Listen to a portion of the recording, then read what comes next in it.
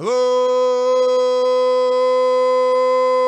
Trojan fans. Welcome to a very special edition of the Peristyle Podcast. I'm your host, Ryan Abraham, joined alongside, we call him Triple Double, Mr. Connor Morrissette. We're coming at you from the USCFootball.com studios. We got a little sugar in us. Chris Trevino brought us some donuts. We're ready to go. How you doing today, Connor? Doing well. Very excited to travel to Michigan. Huge game coming up. Can't wait. Yeah, it's going to be a big one this weekend. We got a lot to get to. Before we jump into any of that stuff, just some stuff at the top.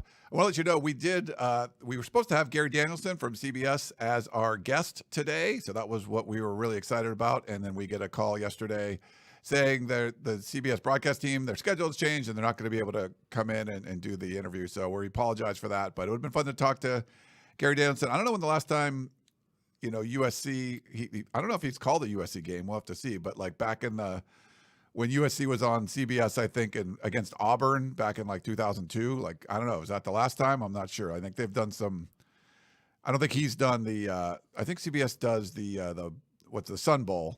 So I don't know. But I don't know when the last time he's called a game. So you got like the voice of the SEC for the last 15 years or whatever. Gary Danielson's going to be doing the USC game. So that should be fun on Saturday. I love Gary. Had a chance to talk to him and Brad Nessler at Big Ten Media Day, two really nice guys. They hadn't dug into USC's roster yet. I was trying to get him to give me some national guy input into what they thought, and they said, we don't call their game for a few weeks, so we'll dive into them a little bit later. I'm sure they've done their prep now and watched USC roll to this 2-0 start. I'm excited to hear when I rewatch the game, because we'll be there, what Gary has to say about USC, because I'm sure he's impressed. Yeah. All right. Well, first of all, if you're watching us live on YouTube, thanks very much. I just put a comment up on the screen from Matthew. He says, "Let's go Trojans." So thanks, Matthew. If you have comments or questions and you're watching on YouTube, put them in the chat and I will try to put them up on the screen. I'll star any questions and we can get to those later. And if you would like to send us an email and send us a question for the show, we get questions for all the different shows here we do on the Peristyle Podcast. Podcast at USCFootball.com is the email address, or you can call or text us at 424-254-9141. Shoot us a text or leave us a voicemail. We do have one today. We'll play for you a little bit later. And if you have either the Apple Podcasting app or if you have Spotify, you can leave us a 5-star rating. And then if you have the Apple Podcasting app, you can leave us a review. We do have a couple new reviews, Connor. Now, I don't ever read these ahead of time, so that could be bad for us. But they're 5 stars, so we'll read them. If you put 5 stars, we're going to put them, no matter what you put in there, we'll put it. So, best USC football podcast around. That's a good start, I guess. You guys provide the best info on the program. I'm part of the grounds crew, and say hi to you guys when I can. Fight on.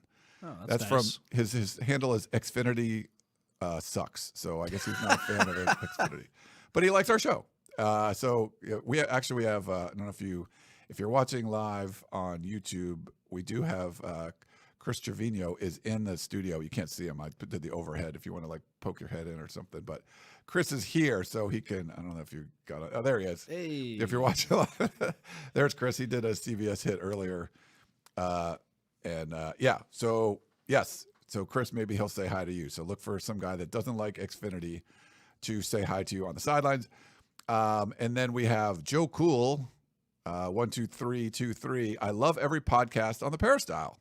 From Tunnel Vision to the Helium Boys to the Cilantro Boys, every podcast is incredibly entertaining and informative. Love it all. Also, you have to subscribe to USCFootball.com for all the fantastic coverage. We couldn't ask, I didn't plant these. I was going to say, are you paying these people? These are organic.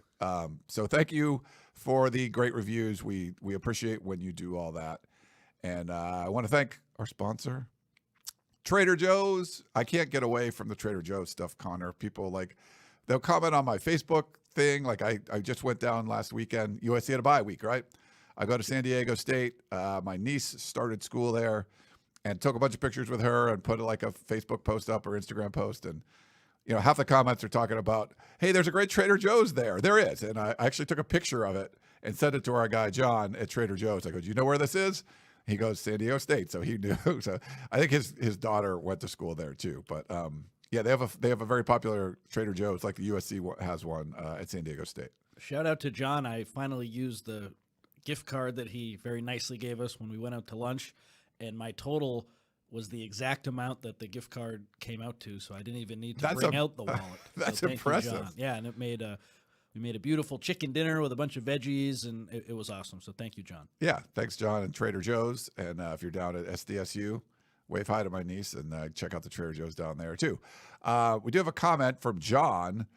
Big thanks to House of Victory and the Helium Boys for the EG interview. It was great. Yeah, Eric Gentry. He was one of our first, I think, House of Victory interviews. He was good last year with us too. Yeah, he came on with us. Probably I haven't looked at this one. Ours was probably way better, but no, they had him on for a long time. Chris is right here. He's put his hands up there, but they were really excited about the interview. I haven't got to check it out yet, but make sure you do over on our YouTube channel, or it's up in podcast form on our regular Peristyle podcast feed. But House of Victory has been great setting these up. We mixed it up a little this week. Shotgun asked me, like, hey, can the Helium Boys interview Eric? And we were going to do Gary Danielson, so we're like, oh yeah, well, you guys take care of the House of Victory interview this week. But they did, and apparently knocked it out of the park. So hopefully you guys can go check that one out too. I got to listen to that too. I'm really excited. Eric, he's always someone who I look forward to when we get him in the scrum setting, because he's going to give truthful answers. And he's usually a pretty good quote. I've had the chance to write a few stories based on what he said so far this season. So shout out Eric, and shout out to the Helium Boys. I'm excited to listen to that probably on my ride to practice after this. Yeah, no, I definitely listen to those in the car all the time. I love doing that. We also, if you're coming to Detroit, Ann Arbor this weekend, we are going to do a Friday night meetup. Now, Connor and I don't land until like 8 p.m. I forgot about the 3-hour time zone and everything, but we're starting about 7:30, so we're going to take an Uber right from the airport and meet you guys there. It's a place called Rocco's. It looks really cool. It's part of this like entertainment complex, and they have like laser tag and all kinds of games and everything in there. If you go, Chris Trevino should be there, but he'll be in the laser tag, so he's probably not going to do anything else. He's just going to go to laser tag, but go in there, meet up. It's called Rocco's, and it's in Ypsilanti, is I believe how you pronounce it. I was on a Big Ten podcast yesterday. They're part of the NBC family or whatever. And I asked him, I'm like, yeah, we're doing a meetup. And it's some place that begins with a Y. I don't know how to pronounce it. He's like, yeah, it's Ypsilanti. He's like, welcome to the upper Midwest. I'm like, yeah, okay. Sounds a little bit different. But I guess the Helium Boys were talking about it, and they didn't know how to pronounce it. Then someone sent me, they said the Y sounds like an I. And I'm like, that's all they said. I'm like, the whole rest of the word is weird to say too. So they only described the beginning, but it's Ypsilanti is apparently the way you pronounce it. But Friday, starting at like 7:30, Connor and I will roll in probably 8:30. But just have some drinks. That's where our Airbnb is. We're staying over there, and I think it's like 15 minutes from where the big house is. So we'd love to see you there if you're going to be traveling to Michigan. Can't wait for it. The meetups are always a blast. Looking forward. Me too. Anthony in the chat. We got some activity in the chat going on. Fight on, Connor and Ryan. Maize and Blue about to be dazed and confused after Riley and Lynn leave town. Yeah, Wow. well, let's you want to start talking the Wolverines a little bit, Ryan? I think we got to do it. Well, we do have some breaking news that broke, I don't know, an hour ago.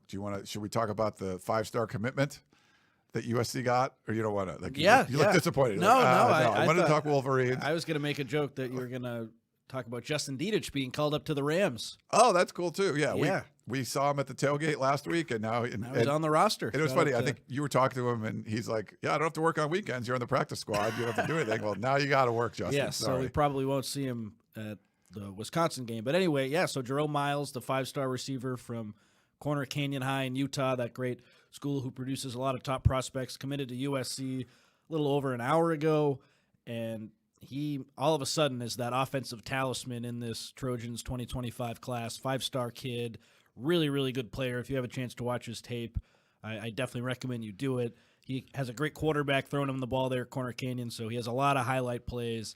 And this is a guy I know Chris Trevino is really excited about. We're all really excited about because he's someone with his talent. He could come in and really do a lot of damage right away. He's that kind of player, that talented, that good. And USC, they had some misses in the wide receiver market a little bit earlier in the cycle, but man, they've closed really strong, and this is the best guy rankings-wise out of the group. Really, really exciting pickup for USC.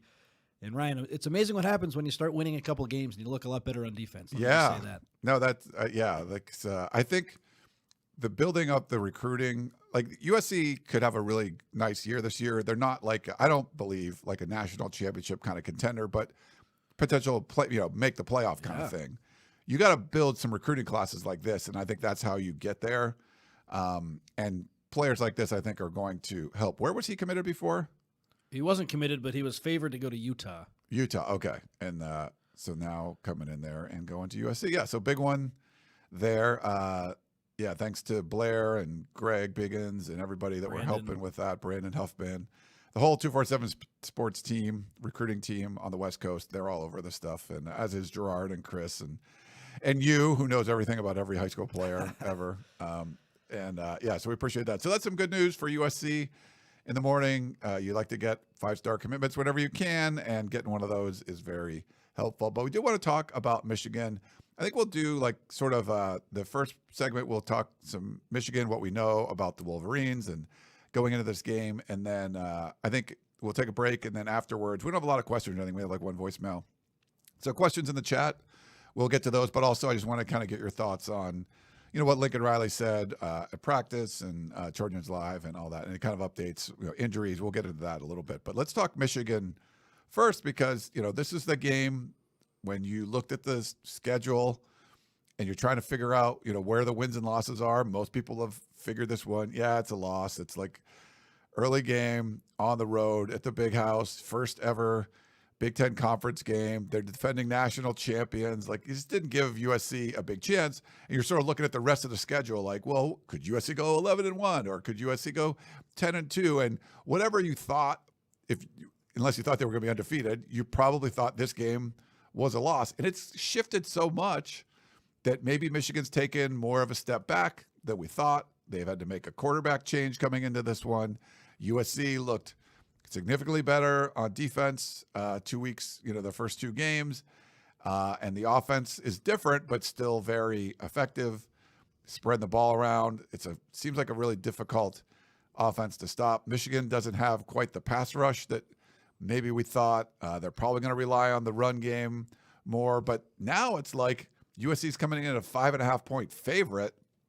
And it's almost like USC fans went from, man, this was gravy, to completely expecting to win this one. So I don't know if that's the best mentality to have coming up a bye week. But the way this game has shifted just in the last couple of weeks, like the way we thought of it, has changed significantly. Absolutely. And Miles was committed to Ole Miss, I guess, before he decommitted. That was back in June, picked USC today. Everything that you said, Ryan, is spot on. I mean, I remember looking at the schedule and was like, yeah, that's probably a tough spot. Chalk that one up to a loss. And now opening is like a 6-point favorite. In some places, they were 3-point favorites, and then the line really quickly moved to 6, and I think it's settled here at 5.5.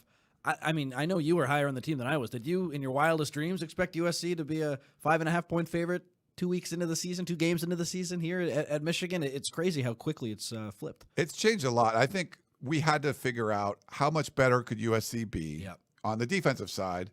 Special teams, too, we thought they'd be better, but, I think they're significantly better there. And then don't take as big of a drop-off on offense. And I think all those things has happened. And then I think Washington's in the same boat. Like, okay, how much are you going to, you lose your head coach, you lose most of your starters. In Michigan's case, they still have like 3 first-round draft picks on the defensive side of the ball. Donovan Edwards, there's guys that were back that you're like, okay, they can kind of fill in the spots. But quarterback was a big one. And for Michigan, the way Jim Harbaugh left, it's probably similar to what Chip Kelly did at UCLA. The timing was tough. They weren't going to bring in a quarterback like a Riley Leonard or Dylan Gabriel, someone like that. And it's sort of like you're rolling with what you got. And because of the transition. Now, I think Michigan can probably make some, address some more things. But I think Michigan's drop-off is more significant than maybe we thought. And USC's sort of improvement is maybe more than we expected. So now USC has got a great win over LSU. Michigan's got it's not a bad loss to lose to Texas, who looks like the best team in the country, but you weren't competitive at home.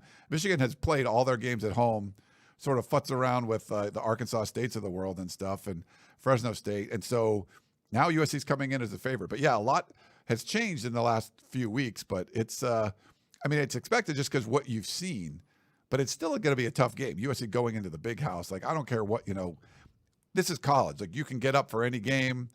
Miller Moss could be, the bright lights, all that stuff. Everything can be. It's not a really tough place to play. There's a lot of people, but it's not like a really loud place. But the way USC's playing, just sort of like the fundamentals are better. And I think a lot of the stuff that USC's doing well will travel. So I'm expecting USC to win this one, but it is funny how it's just changed where now people are expecting USC to come out and win.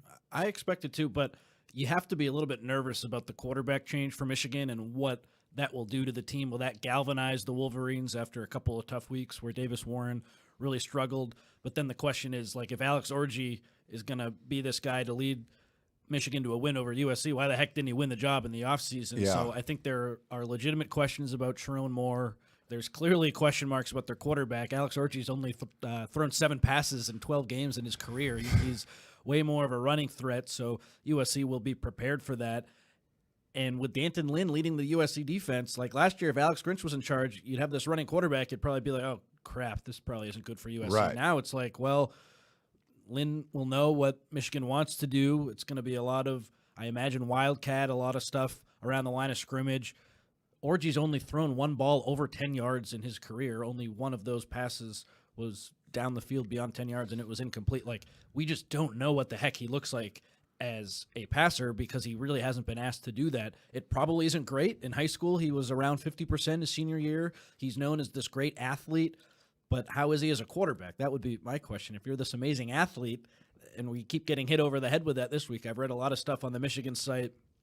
The strength and conditioning staff, they have all these metrics and measurements that they use to determine the best athlete on the team, and Orji gets it. That sounds great if you're like a receiver or a running back, but if you're a quarterback who we don't know if you can throw the ball, I don't know how that possibly gives you confidence if you're Michigan. So I look at it like there are real concerns there, but on the opposite side, Davis Warren wasn't very good, and a quarterback change now with a new head coach, could that lead Michigan to come together, kind of bond, build up like from where they were and give USC a really good shot potentially? But now you have D'Anton Lynn calling the plays defensively, and I don't look at Alex Orji as like, oh, USC's in trouble now because Michigan has this new running quarterback.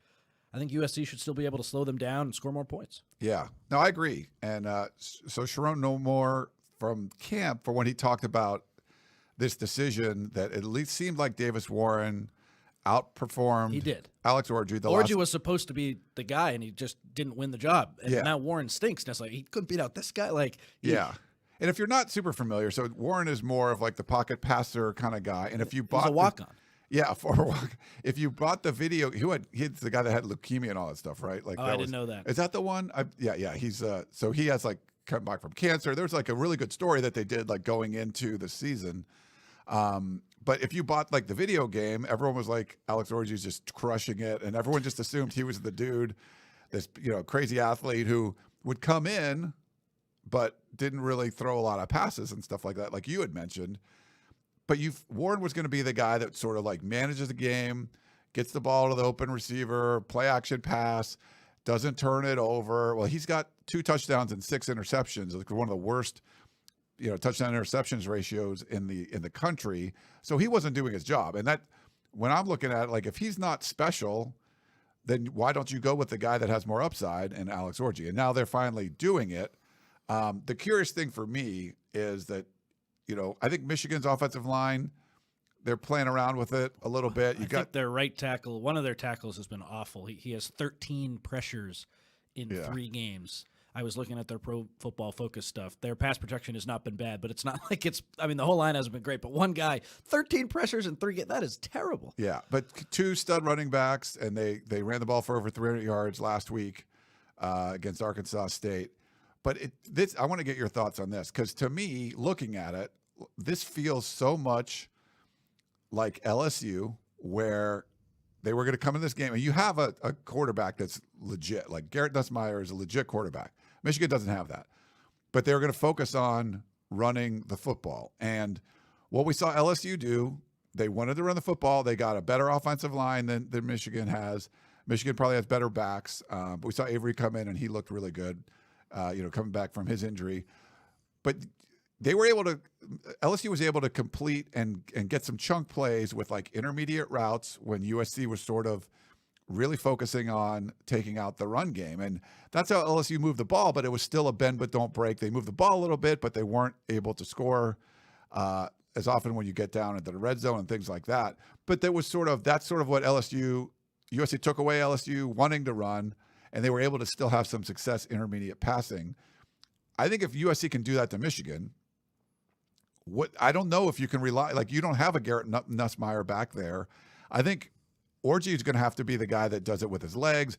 Maybe, if they're really just stacking the box and he's able to hit a few passes or something, but we just haven't seen him do it. So I think the parallels are like Michigan's going to probably try to do what LSU did, and we saw D'Anton Lynn shut that down for the most part. Maybe a couple of runs in the third quarter. That was it. So that's what I'm kind of looking at is how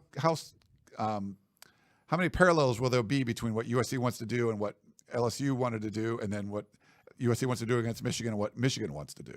Well, to make matters worse for Michigan, LSU at least has a couple of good receivers and a talented tight end. It doesn't look like Michigan's tight end, Colston Loveland, will play in this game. He hurt his shoulder last week against Arkansas State.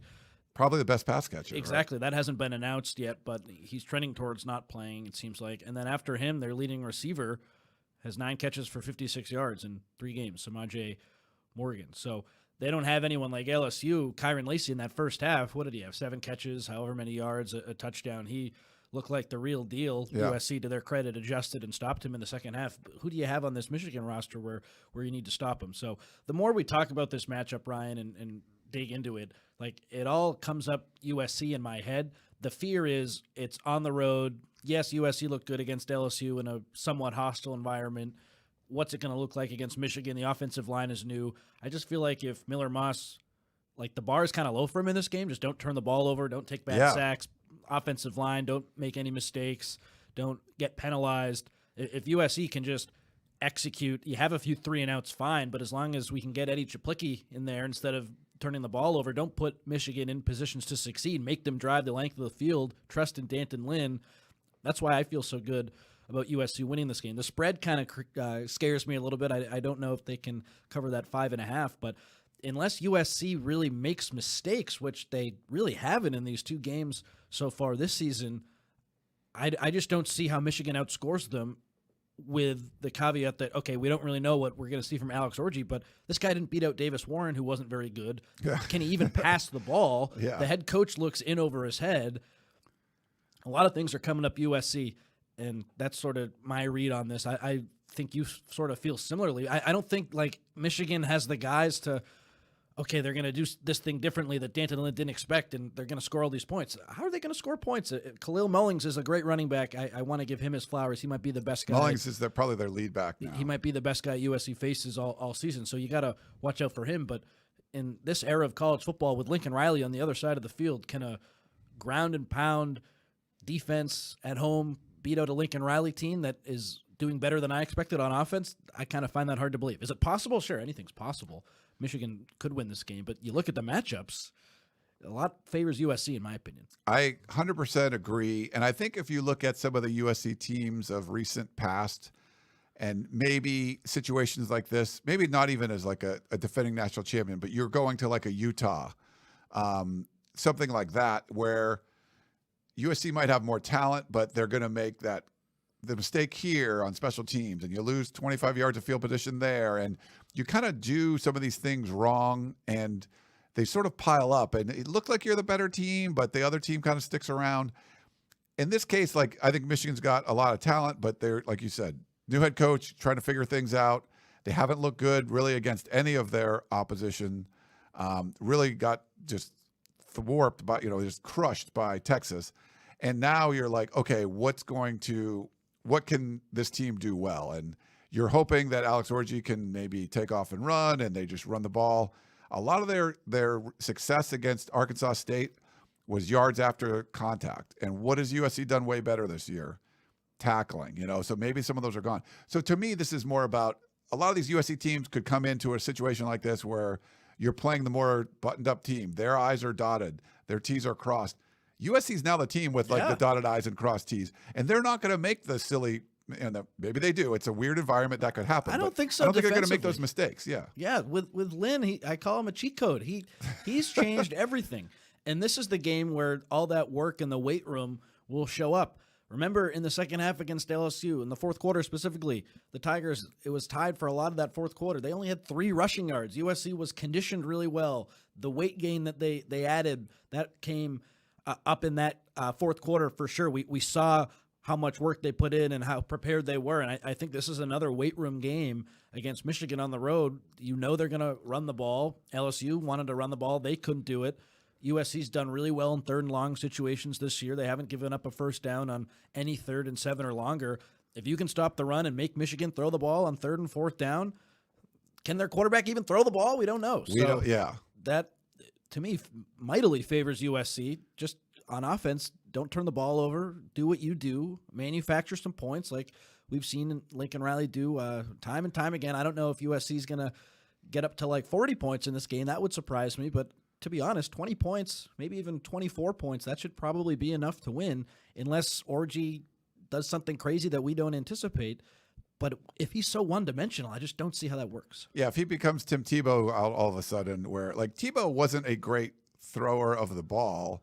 No, but they had the run threat, amazing receivers and Aaron Hernandez, and like it was different, man. Yeah, and but the threat to run, he was really an efficient passer because you had to kind of stop the run. He was such a great athlete, and then he could just throw those passes, and guys were pretty much wide open. We saw last week or 2 weeks ago, I guess now, the pig farmer Bryson Barnes didn't really have a lot of success. More talent with Utah in the front, but they really, I mean, there wasn't even really a threat for him to kind of take off and run. And we had a comment in from Roger, Utah State might have a better offense than Michigan. I don't think that's the case. But Utah State did score 21 points against Utah. You know, like, I think that was close in the 3rd quarter. Yeah, I think this legitimizes like USC's defensive performance. So, like, there's part of my brain that's saying like Alex Orji goes bananas, and that's how Michigan wins this game. But most of the logic is saying like the cheat code that you mentioned with D'Anton Lynn, I don't think he's going to let it happen. Like, you can't be one-dimensional. Like, I think, you know, LSU was a better throwing team. Yeah. USC took away the run. Beat 'em. You know, and this is not a team that's going to – we've seen any proficiency of throwing the football. And so we've seen USC take away the runaway, a better offensive line LSU had than what Michigan has. Can you do that? And if you can, it just seems really difficult that if there's 3rd and 8, are you trusting Alex Orji to throw the ball down? Like you said, one pass beyond 10 yards. Like, it's just all the logic is sort of pointing to this is setting up well for USC. And a lot of it's just because that defense with D'Anton Lynn and, you know, what the offense does. I was worried, I guess, if you're like a USC fan, what would Michigan's front do if you could take some of what USC did especially well against LSU? I thought those intermediate routes, Miller Moss was finding guys. You know, if it was his 3rd read, he was finding the guy open and getting them the ball. If Michigan was able to get into his face a lot and sort of, you know, speed that up, but their pass rush hasn't been that great. They still have some studs on the defensive side. They're going to have probably 3 first-round picks, but I haven't seen at least yet like a great pass rush that could sort of take Miller Moss out of the equation. They're using a lot of 2 tight end sets. You know, they're running the ball effectively with Woody Marks. They're spreading the ball around. Like, you can't just have who's the cornerback? Is it Donovan Warren? Like, who's the Will Johnson? Will Johnson, the great cornerback. Is Donovan Warren? That's an old one, I think. Like, you just can't. He can't just take away Zachariah Branch or something. Like, there's 5 or 6 other guys you can throw the ball to, including the tight end, including, you know, Woody Marks. It just seems like setup wise, I don't know if Michigan's going to be able to handle all this. If USC sort of takes care of it, if USC plays their game, I think they're going to beat Michigan. But you can go on the road like this and get knocked out of your game and not do what you normally do. And if that's the case, then anything can happen. But USC plays their game. It's hard to see them losing this one. I agree. USC's only been called for 1 defensive penalty in 2 games as well. To your point about them having or being ready to go and just being well prepared and what was it? Crossing the T's, dotting the I's. I think that's how you put it. They've been ready to go. Something that has really fascinated me, Ryan, is last year USC took all those defensive transfers, and really only Christian Roland Wallace was rock solid, and he had a few ups and downs. Everyone else just wasn't fantastic. And this cycle, USC takes 8 defensive transfers, and you've 100% hit on 7 of them. 6 of them start. Like, it's way better than anyone could have expected. And they weren't like superstars, No. right? They were just like, they were kind of guys. Yeah, like no like Bear Alexander type players. Easton Mascarenas Arnold, first team all Pac-12. I want to give him credit. But some of these other guys, like Greedy Vance, really talented kid, but was behind an NFL guy at Florida State, so didn't get on the field as much. And Gavin Meyer back up at Wyoming, and he's been awesome. Michigan, they took a really talented linebacker from Maryland, Jashawn Barham, who was awesome for the Terps last year, and they've tried to plug and play him at middle linebacker. He's played a ton. He has the second most snaps on their defense, but it just hasn't worked that well. He hasn't been very good, and that's why I think Danton Lynn deserves a ton of credit, because not only has he transformed this USC defense, he's been able to add these transfers into the mix, and they've all hit. And Michigan, they had a hole at linebacker. They bring in one of the best linebackers in the portal, and this guy isn't performing as well. To me, it's coaching, and it's sort of like a microcosm of their season. When you have these new coaches, new defensive coordinator, like, it's really hard to like have all these changes and be good. And USC's had all these changes, and they've been tremendous. That's another reason I like USC in this game. Michigan's tried to plug some holes like USC has defensively, and it just hasn't worked. Yeah.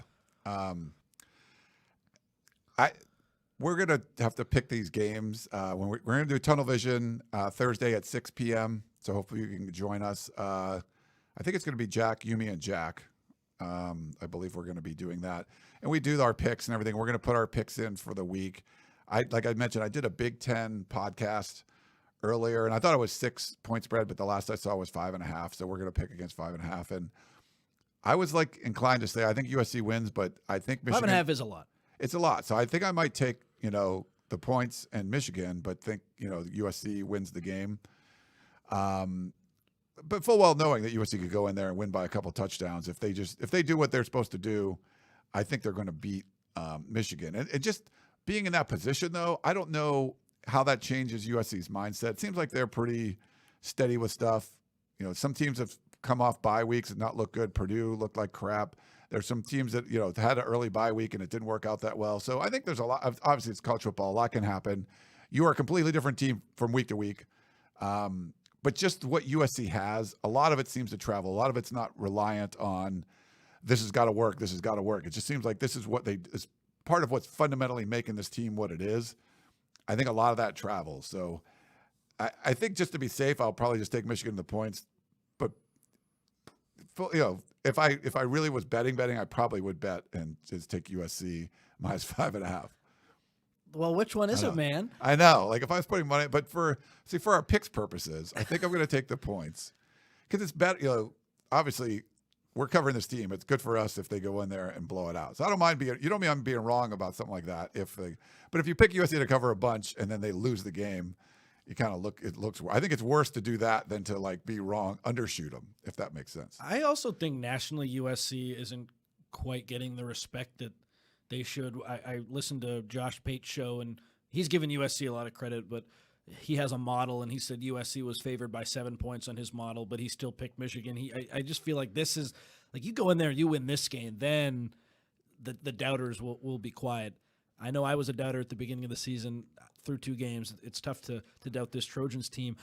I don't know how many people stayed up really late to watch the demolition of Utah State. Can you really take a lot away from that? Some people would argue. I think you can a little bit because the next week Utah State goes out and looks a lot better against Utah in a very similar situation. USC just might be really good, Ryan. They very well could be. And I think this is a game. LSU helped certainly with national perception. Even with a Michigan team that's not, doesn't look like they're going to be great. Like this could potentially be like a 7-5 team, which you didn't really think coming into that. But, they could bounce back and go 10-2. Who knows? We'll see. This is a pivotal game for Michigan as well. If it goes bad, it starts here. Because they don't have any more answers. Yeah, this is sort of like, all right, now what? And you've played all your games at home and you split them, and that's not an ideal situation. But I even saw there's like one of the West Coast Twitter feeds, I forget what it was, but they kind of do a power rankings for West Coast teams, and they had Utah 1 and Oregon 2 and USC 3. And we do our power rankings for the podcast of champions, little plug there.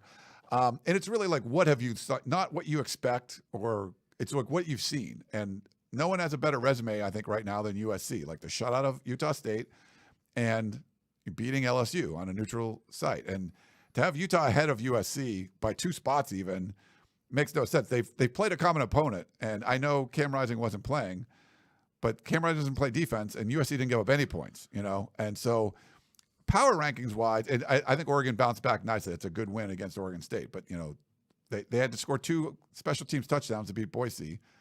So I think power rankings, you still have to have USC ahead of them. And if they beat Michigan, that's another kind of feather in your cap for that resume. And that looks good. So we said this from the beginning, Connor, like there's a lot of good resume games on USC's schedule. So it's good, but it's also, you could lose a lot of them. But if USC's playing like this, they're going to be favored in all of them. So, which is kind of crazy.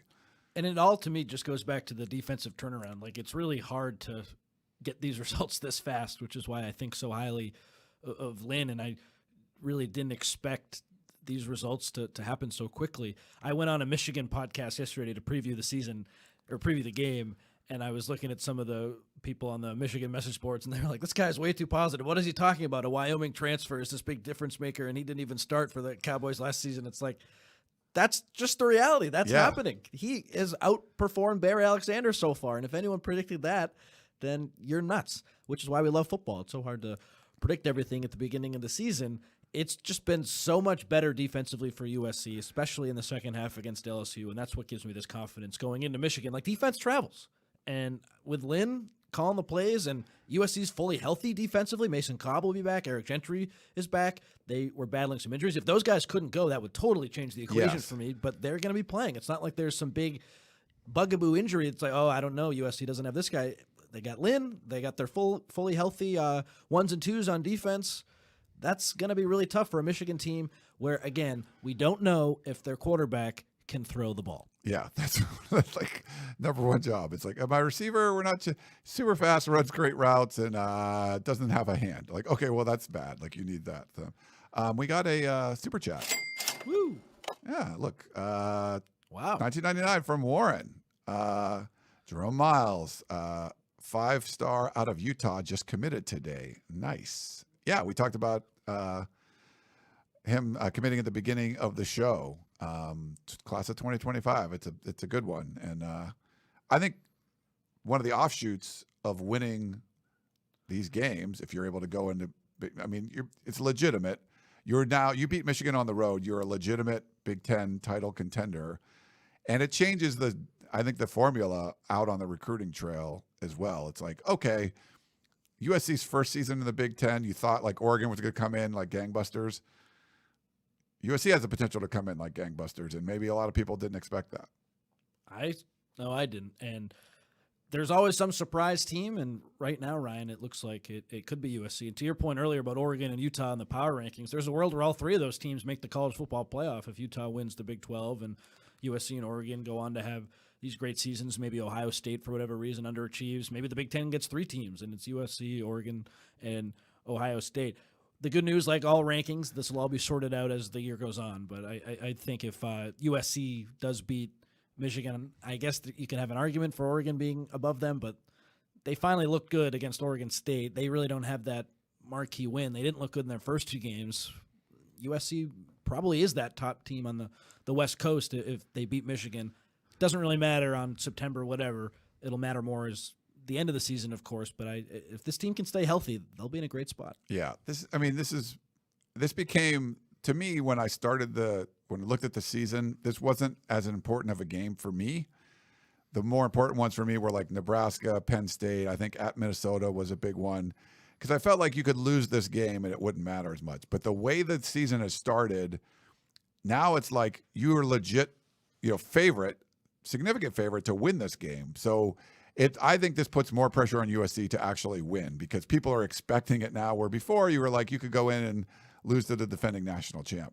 So it's, could define, it's partially defining the season, getting the win at Michigan going forward. And you might have a loss to Nebraska at home or Penn State at home or something, but you still have that one in your back pocket, the win at Michigan. And we'll see how they end up doing either way. But this one's become much more important to me than I thought it was in the beginning of the season because I felt like this was just a write-off one you could lose and move on. And they just don't have a fatal flaw. Like in the first 2 years under Riley, that first year at the end, the defense caved in, and then the second half of last season and just even when they were on that 6-game winning streak, you could see the defense was so bad.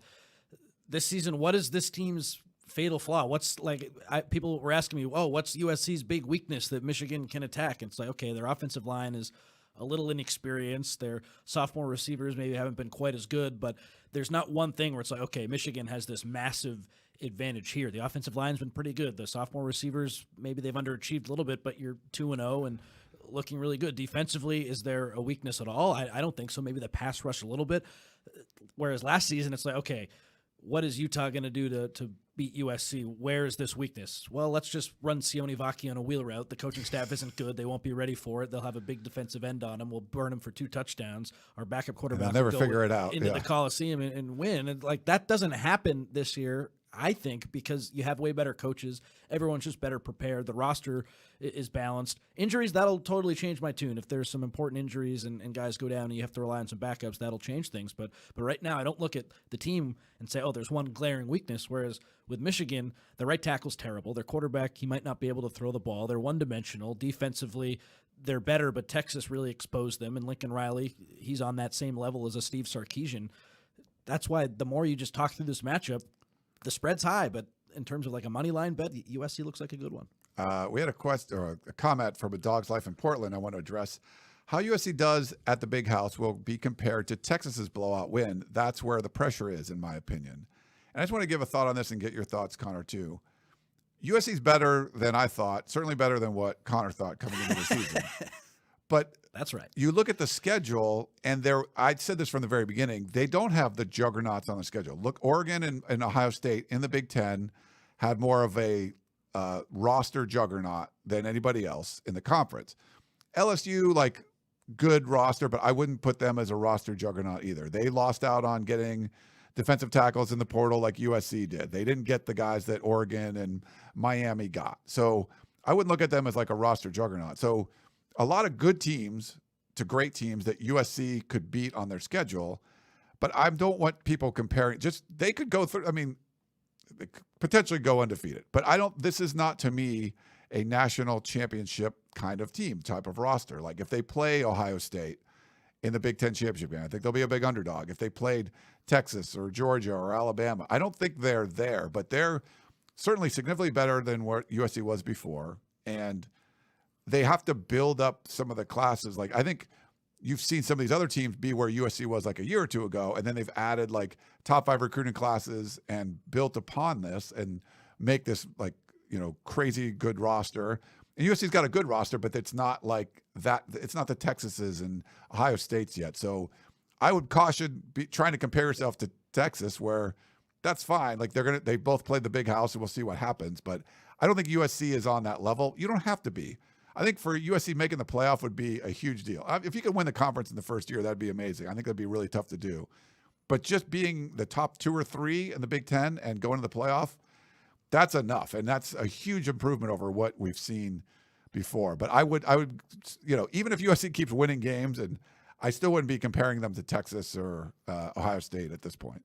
Style points, of course, matter, but the comparison should be, did you beat Michigan on the road? Texas, yes. USC, yes. Even if USC ekes one out.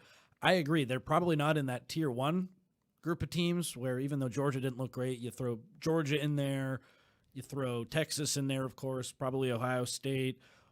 Oregon still has a lot of work to do, but from a roster perspective, they're on there. Alabama, they didn't look great against South Florida, but they're probably in there too. Could USC on their day maybe take down one of those teams on a neutral field? Sure. I'd throw Ole Miss in there too. But I don't think they're in that tier 1. But that tier 2, that's a pretty good tier to be in, and one that I didn't think they could be. And to me, if you beat Michigan on the road, maybe it doesn't look as good as Texas, but if you beat Michigan on the road, that sort of cements you as that tier 2 spot. And being in tier 2 can still get you into the college football playoff. And I think probably will get you into the college football playoff because what did I name? 5 teams? There's still got to be another group of 5, and you could certainly be in that second group. I agree with you, Ryan. They're probably not quite there yet, but the fact that we're even having this conversation has to be encouraging. Way, way better than what we thought. Donnell, did you guys hear the announcement of the sold-out games for Wisconsin, Nebraska? Yes, we talked about it. Well, I put it up on the screen earlier, but yeah, that's a big deal. People are excited. They are excited. If you saw the Rose Bowl, there was a lot of Indiana fans there over the weekend. I don't know if you got to see that a little bit, but Indiana like pasted them. Yeah. Indiana won 3 games last year. They hire a good coach. What happens? Like, oh, you win a bunch of games.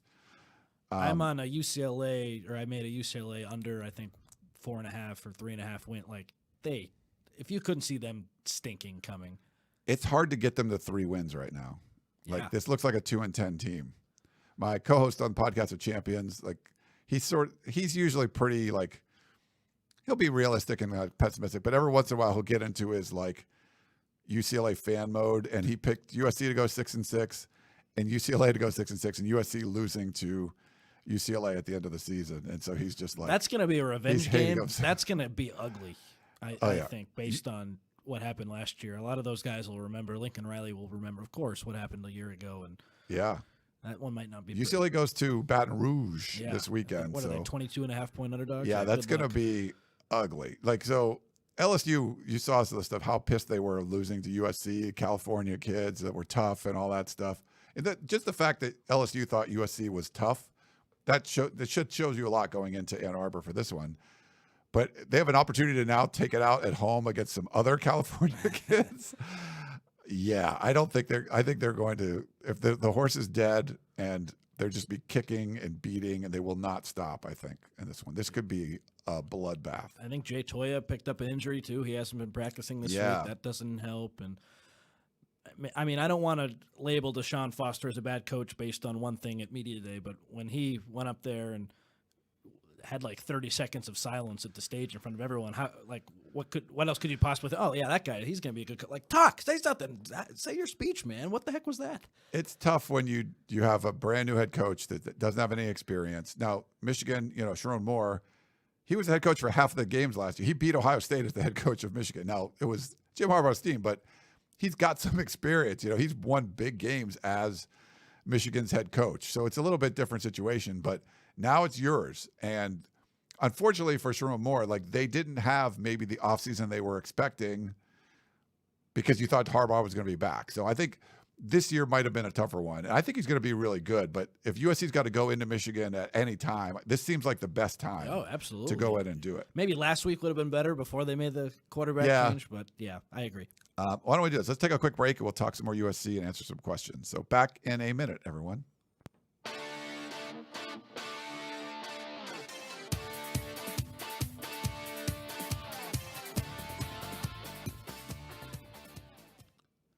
All righty, we're back here on the Peristyle Podcast.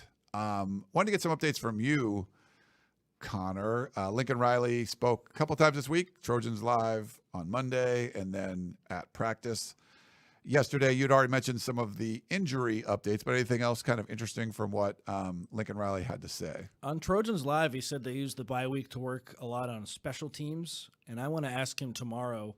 I don't know how much of an answer he'll give, what exactly they were working on, because I feel like their special teams through 2 games has been pretty solid outside of that one short missed kick against LSU. Maybe are they trying to dial up more stuff for Zachariah Branch to be able to catch shorter punts? I know Michigan doesn't have a great punter, and a lot of teams are trying to avoid kicking to him, which makes sense because he's such a dynamic returner, so that's popped into my head. But I feel like Eddie Chaplicki's done a really nice job punting so far this year. Lance is getting most of those kickoffs into the end zone. Their punt coverage and kickoff coverage has been good. He made it sound like he saw something on film and the staff saw something that they really didn't like, and I would want to know what that is. I don't think he's going to specifically say, because that might give Michigan some ammo and might make it easier to prepare for USC. That was certainly something that stood out to me. He talked about how during the bye week, most of the staff went on recruiting visits, and if you want to know where they all went, you should subscribe to USCfootball.com, because we were all over that on Friday night. That was interesting to hear him talk about recruiting and the team's plan there. Yesterday he mentioned how they started preparing a little bit for Alex Orji, and now, of course, they're going to prepare for more. I asked him who on scout team could play Alex Orji, because they really don't have a running quarterback like him on the roster outside of Maeva, who you probably wouldn't have as your scout team quarterback, and Riley joked that he was going to do it.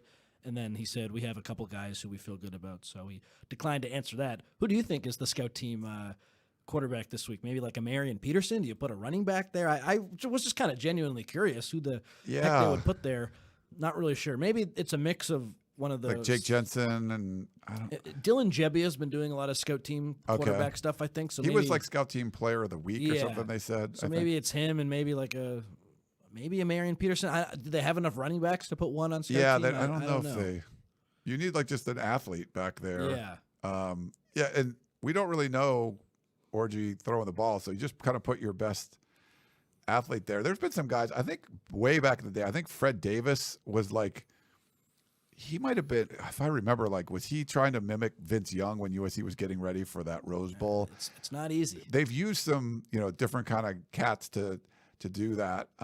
But having a great scout team quarterback certainly helps. And I think just getting someone that can run, who's strong and fast and all that stuff. But I think for USC, though, do what you kind of did with, like, you're going to make sure you do, the run fits are good. You're going to try to take away.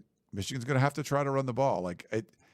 We haven't seen, of every time Orji's been in the game, it never, ever has looked like this is set up so he can throw passes. It's more like we're going to do all the other things besides throwing the ball. And then when a time when you don't have to throw the ball, that's when we'll throw it. Like, he hasn't been in those situations where it's like, hey, 3rd and 8, all right, let it rip. We just haven't seen that. But I trust D'Anton Lynn's defense, like you were saying. And, it could be a really long day for the Michigan offense. Riley's confident, and that's something that now it's my second year, like, covering the team. Last year, at the end of the season, that just didn't come through, which, of course, makes sense. The team wasn't as good. He just seems confident, and I think he thinks, like, USC is going to surprise some people nationally this week because he knows a hell of a lot more about football than I do, and he did not come out and directly say this, but just the way he's talking, the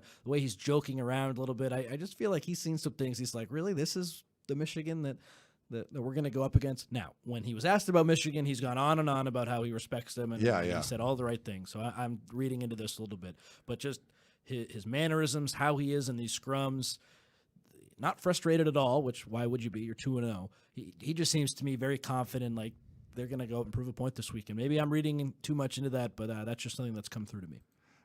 We had a comment from Ryan. Would Jaden Maiava not be a good comp for Orji to play scout team, or would he be getting reps as a backup and not available for scout team? I don't think he would go to scout team because Miller Moss is one injury away and Maiava's out there, so you're better just having him shadow Miller and go through the game plan and be on his hip all week and just learn everything. So I don't think he is an option for scout team. That's crossed my mind. If we could watch, that would be fun, but not able to watch, so not sure. Yeah, I would say it's one of those things where you can't. He's the backup quarterback, so you can't. You want. It's an important spot if you want to try to mimic what the opponent's doing, but you can't take away your backup quarterback to do things like that. So because you have to like run the plays that Michigan's running, he would be completely out of the USC game plan, and you can't have that because if something happened to Miller Moss, you need Maiava to be in there to make the plays. Anything from the players that you heard yesterday at practice? Yesterday, Ryan, they gave us nothing. And even some of the other reporters. I didn't go yesterday, so I'm kind of happy about it. You didn't miss much. Even some of the other reporters were like, we didn't get a whole lot. I asked Miller what it meant to be the quarterback to usher USC into the Big Ten, and if he thinks about that, and he said, not really. If I took a step back, I probably would.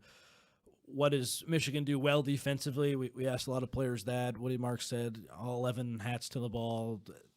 No one gives us anything like schematically or even any players to watch out for. Like, you're just fishing for something to try to write up, and you really don't get a whole lot. So I ended up writing about Riley, talking about Alex Orji.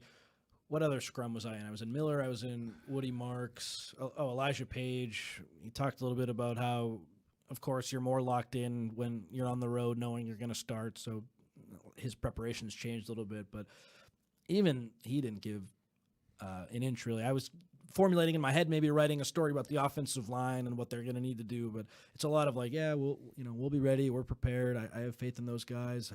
How do you prepare for a really loud environment? Well, it's the reps in the summer and trusting your keys and just how much you've worked. That determines how well you'll do in a loud environment. We can't replicate that, but we can prepare, and the preparation is a big part of it. Going back to the Michigan game, Ryan, so that right side of the USC offensive line where it's Alani Noah and Mason Murphy, two kind of inexperienced guys. Murphy's played a little bit more, but first year as the day one starter at tackle.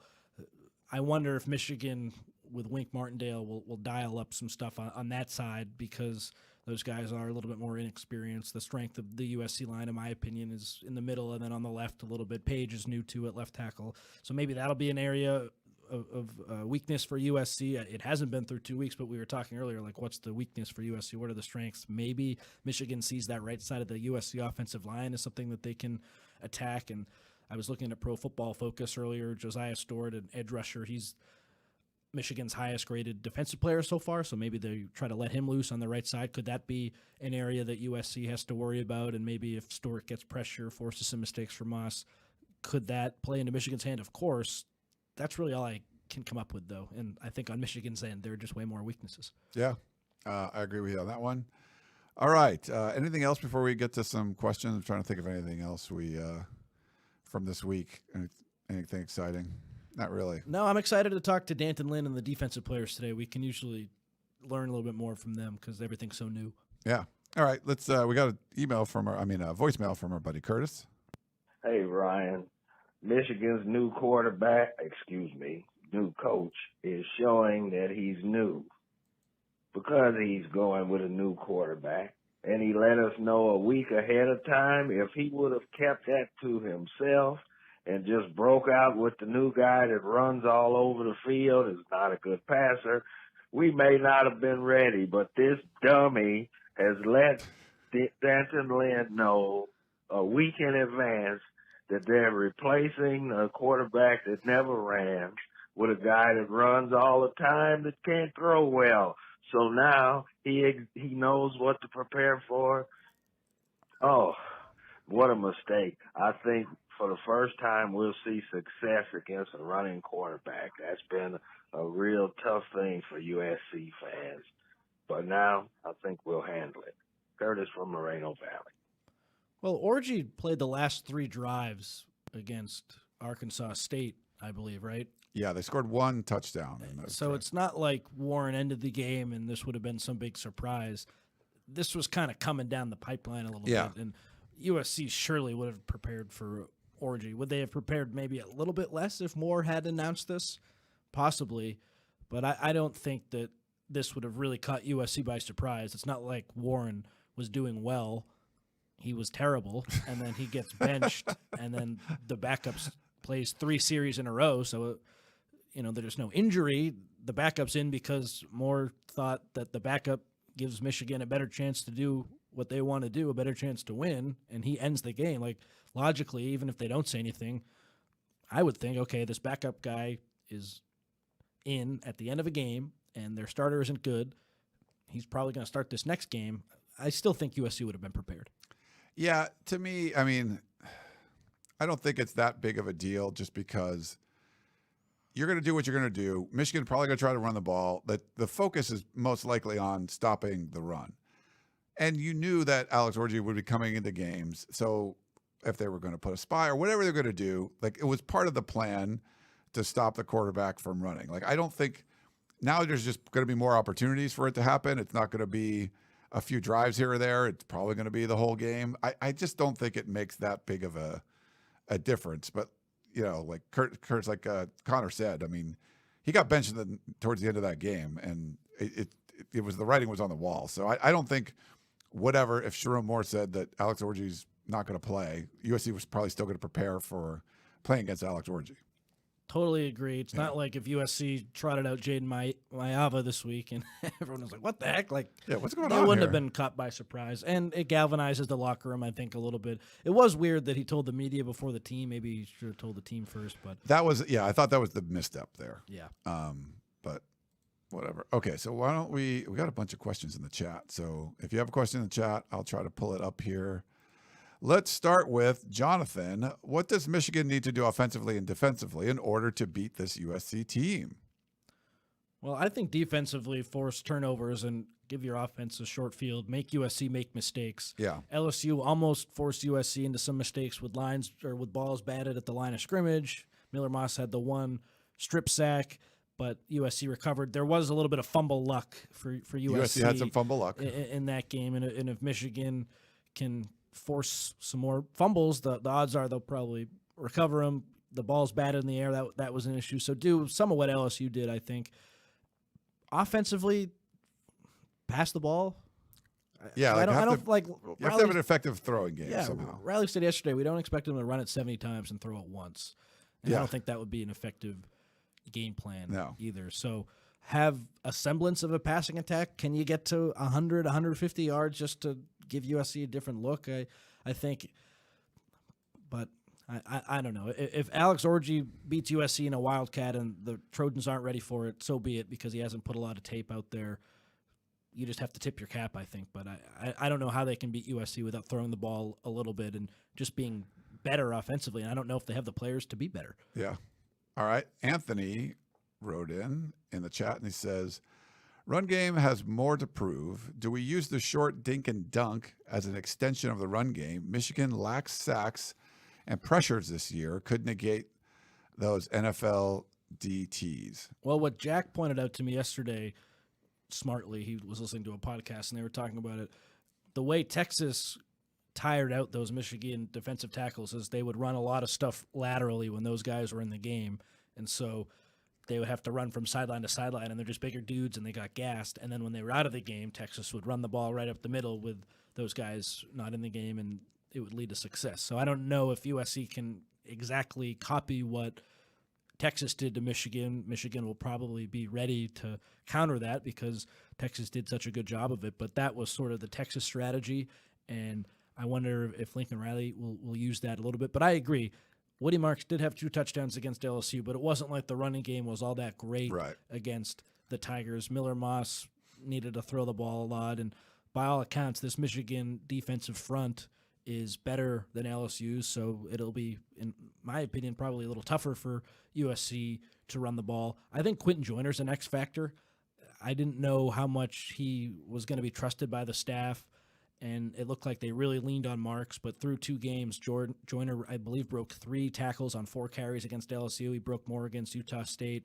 He's someone who I think when Marks gets a little bit tired, and if the offensive line is struggling with the defensive line of Michigan, Joyner's just so hard to bring down that you bring him in and give him a bigger role. He could be someone who tires out Michigan a little bit, and he could lead to a more successful running game if your offensive line is still having some growing pains. Yeah, I agree. And I think for Michigan, they haven't generated a lot of pressure this year, and that's where I thought they could kind of exploit USC with the inexperienced offensive line and maybe take Miller out of his game, but they haven't been really good at generating pressure, so I think that's going to be tougher.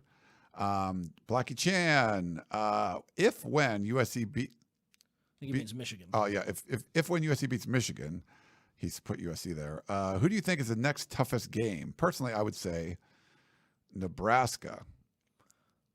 Right now, I got Nebraska or Penn State would probably be the 2 toughest, but I mean Notre Dame could potentially be, and those games are all at home. Notre Dame will still be tough, but does he mean like, so he's skipping over Nebraska? No, Penn State is tougher than Nebraska. You think Penn State's tougher? Oh, Nebraska looks legit. Yeah, but they didn't score a second half point against Colorado, who stinks. Yeah.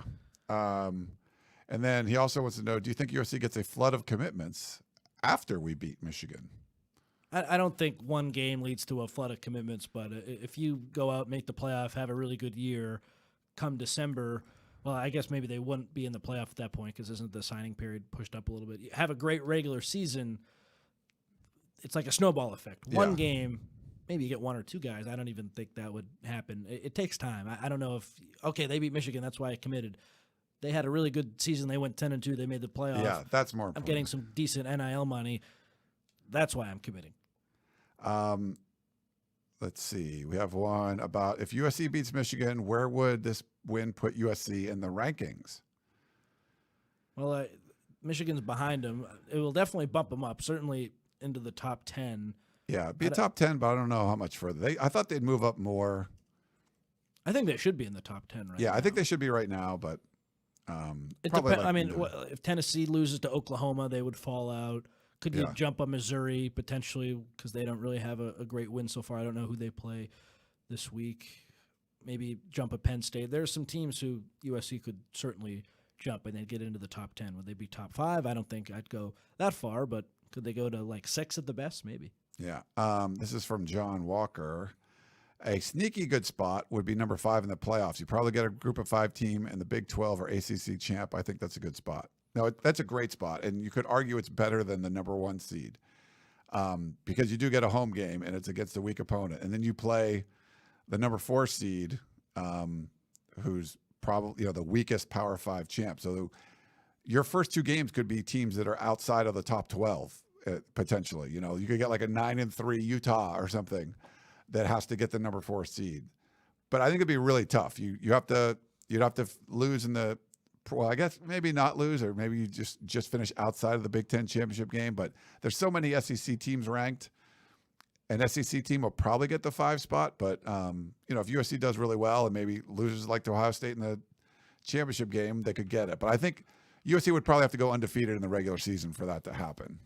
I'm a hell of a lot higher on USC than I was to begin the year, but I think it's a little premature to be talking about best seed in the college football. But number 5 is a great seed. I get the argument. Like the 5th team is certainly a great spot. I'm not trying to pour any cold water on the commenter, but in terms of like USC being that number 5 team, I need to see it a lot more before I could go that far. A Dog's Life, is there an outcome for the regular season that would convince you that USC is on par this season with the top 3, Ohio State, Texas, Georgia? Yeah, win the conference. Yeah, you got to win. You'd have to beat Ohio State. Like even if USC goes undefeated, I'm just not seeing a team like that, those 3 on USC's schedule. It's a major. If USC could do that, it's a huge accomplishment. I mean, that's amazing. And they're getting even better than I thought. But I'd have to see it against like Ohio State or Georgia or Texas. I think they've been doing what USC is doing coaching-wise for a couple years and then building the program along the way. USC's sort of been a little bit behind on the program building part, but they're starting to do that again. You just get a 5-star commitment today, but that's just my opinion. I don't know. We'll see. Thomas, is Bear Alexander still defensive tackle? Is he any good? Yeah, still good. Still in the mix. He doesn't start. Gavin Meyer and Nate Clifton start over him. He's playing fewer defensive snaps than I think 4 or 5 defensive linemen, whereas last year he was the most. He played the most out of any defensive lineman, so his role is certainly changing. And I go back to the new staff, just like last year they needed Bear Alexander, every ounce of him to just help them because they suck so bad. And now you still need him, of course, but he's more of a rotational piece, and he's doing fine. Like, it's just so crazy, the difference between last year and this year. We all thought he would have a huge role and he would be one of the best defensive players for USC. And through 2 games, I think you would mention a lot more guys before you got to him in terms of importance, in terms of the best players. So and he missed the spring, but still really good. Yeah, he's still good, and I think there's a lot of upside there. So people don't like my take on USC's not an Ohio State this year. Why couldn't they beat Ohio State? They have talent on defense. They just have had bad coaching. You're shooting low, Ryan. USC has the firepower and has a formidable defense with great coaching. Well, I mean, they were a few breaks away from losing to LSU in the first week. I'm way higher on them than anyone else. Like, could they go out and beat Ohio State? Yeah, anything's possible. But in terms of like program building and just where Ohio State is compared to where USC is, like, yeah, the USC's better at the quarterback spot. But if you compare the offensive lines, the defensive lines, they're everywhere else. USC's in the ballpark, which is awesome. Didn't expect them to be there. But Ohio State's recruited at a higher level. They've knocked on the door. Outside of TCU, it's really hard to, like, you have to knock on the door a few times before you can break it down. And Ohio State is at that point of their rebuild, whereas USC, they haven't even made the playoff yet. So could they beat them? Sure, but it's just different. Yeah, I agree. It's just one of those things where Ohio State went out and they hired Oklahoma State's defensive coordinator a couple of years ago, who was like crushing it, and then they've been crushing it there. But they have better talent than USC has, and they have really good coaching. So, they got Chip Kelly to run the offense, who was the head coach of UCLA last year. Ohio State has really good coaching and better players. That's why I would say USC had definitely good enough players to do better than what they did last year, and they had terrible coaching on the defensive side of the ball. And I think bad special teams too. They fixed a lot of that stuff. But now if you want to be Alabama or Georgia, like, that coaching stuff can get you I think it can beat every team on USC's schedule, but you want to compete with Georgia and Ohio State and teams like that. They're going to have to get better talent than what they do right now. They haven't had a top 5 class, right? You need top 5 classes like stacked up, not just, they don't even have one. So I think that is why. That's just my opinion, but I could be wrong. Who knows? Do you think Branch is being too cautious in his punt return opportunities? No, I feel like he takes more risks when like the team isn't doing as well, and they've just been in a really good position so far. He had the big one against LSU. We did see him have a few drops last season. I'm sure the coaching staff has emphasized better safe than sorry this year. Pick your spots. I just think he's doing a better job of picking his spots than being too cautious. Yeah. Donnell, how do you think USC's run game will be against Michigan? Great question. I don't think it'll look as good as it did against Utah State, of course. That's not exactly a hot take. But they have the pieces for it to be solid. They have the pieces for it to be better, maybe a little bit, than it was against LSU. If it looks the same as it did against LSU, I still think that's probably a good thing because you're rushing for 2 touchdowns and you're getting plays when you need to get them. It wasn't perfect. So maybe I look at the LSU game and think it could be similar to that. I don't think Michigan will totally shut it down because they have to respect the pass. And it should be better, but that's something to watch for sure. If Michigan wins or they even cover the spread, then I will predict that USC probably won't have as good of a day on the ground, and Michigan will eat that right up. Yeah, I would say watch for the running downs for USC because they struggled. I'd have to get their exact numbers, but when it was like 3rd and short or 2nd and short and they were trying to run the ball against LSU, they didn't have a lot of success. There was more success when Miller Moss was completing those intermediate routes and they were picking up first downs. And then you sort of do that delayed handoff to Woody Marks and he breaks something. But when it was like 3rd and 1, it's like, oh boy. So even if you remember some of those plays, there'd be like these 8-yard completions and it was right near the first down marker. It mattered if USC got the first down or not. Because if it was going to be 3rd and short or 4th and short, USC just wasn't very effective at that. So that would be one thing I would watch. Woody Marks was 16 carries for 68 yards, 4.3 yards per attempt. Not great, but I would take that against a Michigan team that probably has a better defense, or not probably, does have a better defensive front than Michigan, rely more on the pass.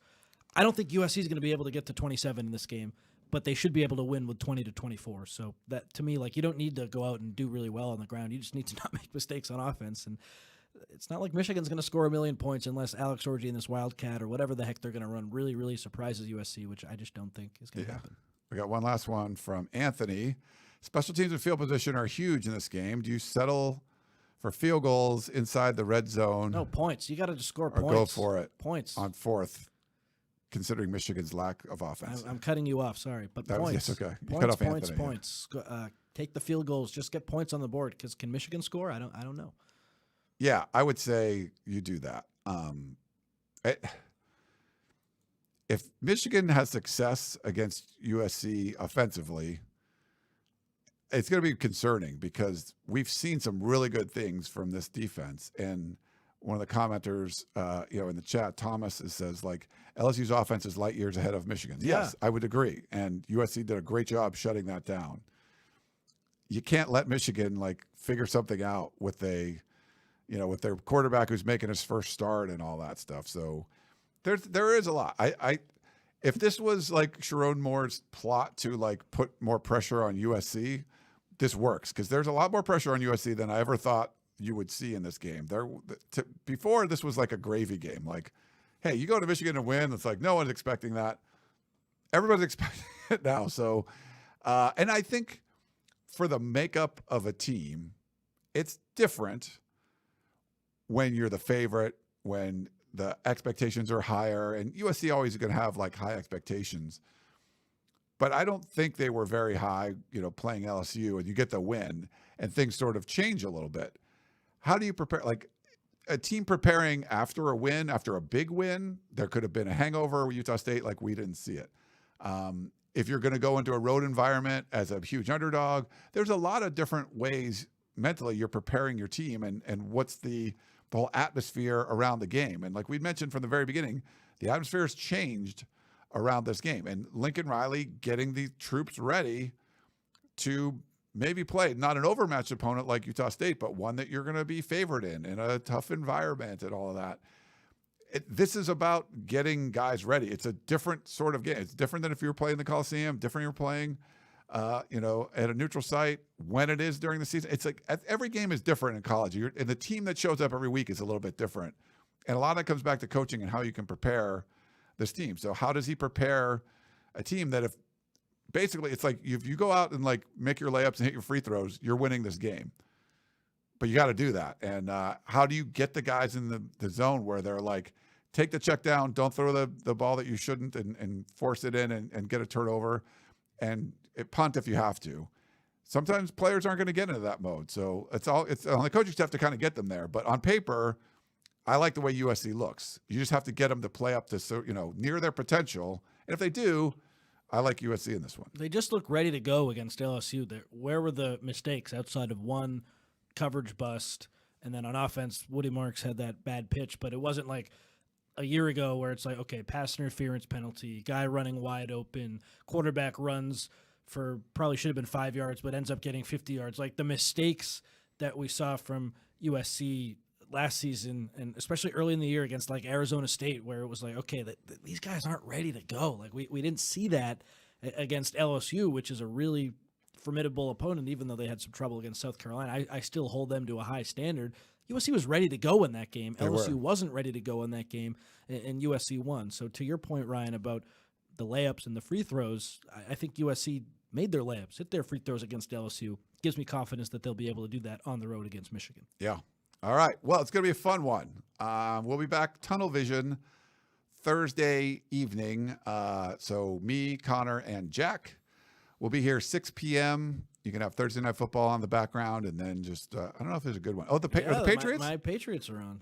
They blew the game last week, right? They did. They had an 85% chance to win, and they lost. All right. And the fourth quarter.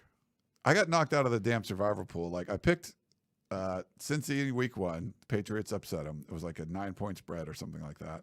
And then I took Baltimore in week 2, and they got upset by the Raiders, which I literally just who are the biggest. I didn't try to like plan for the future and say like, well, I'm going to save this pick. No, I just picked who were the biggest point spread,